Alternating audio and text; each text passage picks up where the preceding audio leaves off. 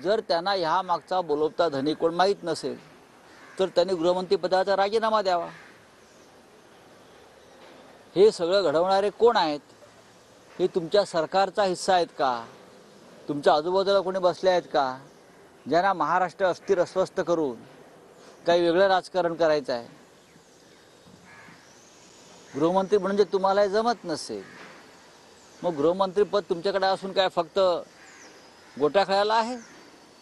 आणि जरांगे पाटलांच्या बाबतीत जर माहिती हवी असेल त्यांचे फोन वगैरे नक्कीच टॅप केले असतील, त्यासाठी रश्मी शुक्लांना बसवलं आहे।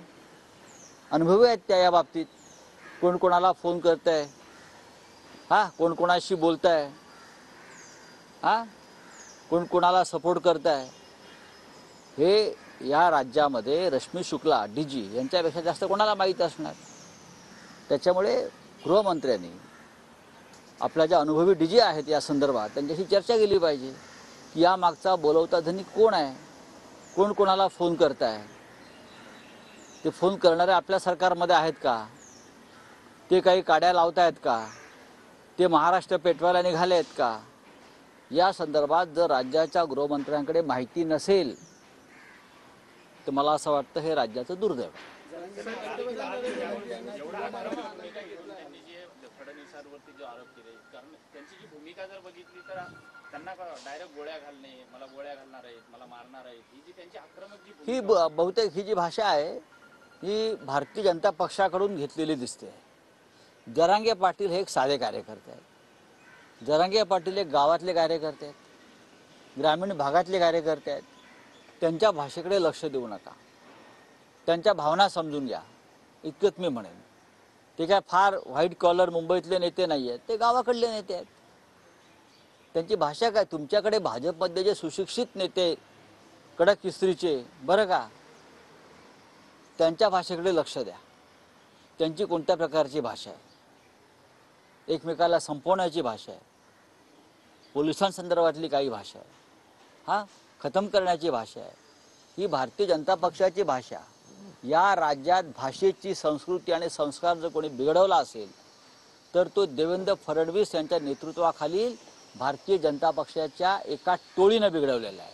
नाहीतर हा महाराष्ट्र अत्यंत सलोख्यानं वागणारा, सुसंस्कृत आणि संस्कारी असा महाराष्ट्र, पण फडणवीस यांच्याकडे या राज्याची सूत्र गेल्यापासून या महाराष्ट्राची अवस्था ही अत्यंत खराब झालेली आहे। दिल्लीत शेतकऱ्यांचं आंदोलन चालू होतं, दुसरीकडे पंतप्रधान नरेंद्र मोदी हे द्वारकामध्ये स्कुबा डायव्हचा आनंद लुटताना पाहायला भेटतात, त्यांचे फोटो असे व्हायरल झालेले आहेत। भारतीय जनता पक्षाच्या प्रचाराचा तोच मुद्दा असेल, विकासाचा मुद्दा कुठे? अजित पवारांनी जे पत्र लिहिलेलं आहे, विकासासाठी मोदींकडे गेलो, आता बहुतेक अजित पवार, एकनाथ शिंदे, देवेंद्र फडणवीस यांना सुद्धा समुद्रात डुबकी मारून स्कुबा ड्रायव्हिंग करावं लागेल, कारण ते सगळे मोदीचे फॉलोअर्स आहेत। मोदी जे करतील ते त्यांना करावंच लागेल ना।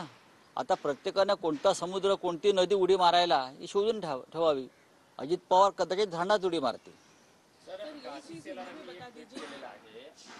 पक्ष गेला, चिन्ह गेलं, खासदार, आमदार, कार्यकर्ते, पदाधिकारी सगळेच गेले, आता तुम्हाला घरघर लागलेली आहे असं कोण म्हणतंय? आशिष शेलारांनी ट्विट करू द्या ना त्यांना। तुमच्या पक्षाची चिंता वाहा तुम्ही, आमच्या पक्षाची चिंता वाहू नका।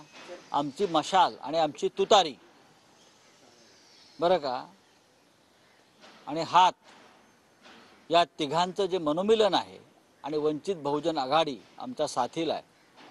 आम्ही चौघे मिळून या महाराष्ट्रात परिवर्तन करू आणि देशातील परिवर्तन करू। आणि ह्याची जर आपल्याला भीती वाटत असेल तर तुम्ही आत्ताच राजकारणातून निवृत्त व्हा। महाराष्ट्राचं अर्थसंकल्प अधिवेशनाचं दुसरीकडे पुण्यात संजय राऊत आणि शरद पवार एकाच मंचावर दिसणार आहे, नेमका कोणता कार्यक्रम आहे? आज पुण्यामध्ये अनेक कार्यक्रम माझे आहेत पक्षाचे, पण संध्याकाळी शिवसेनेचे माजी खासदार गजानन बाबर यांच्या स्मृतिग्रंथाचं प्रकाशन आहे, त्यांच्या संदर्भात एक कार्यक्रम आहे। गजानन बाबर हे सगळ्याच पक्षातले प्रिय नेते होते, त्याच्यामुळे अनेक पक्षांचे नेते त्या मंचावरती उपस्थित आहेत। मी असेल, माननीय पवारसाहेब आहेत, इतर काही पक्षाचे नेते आहेत।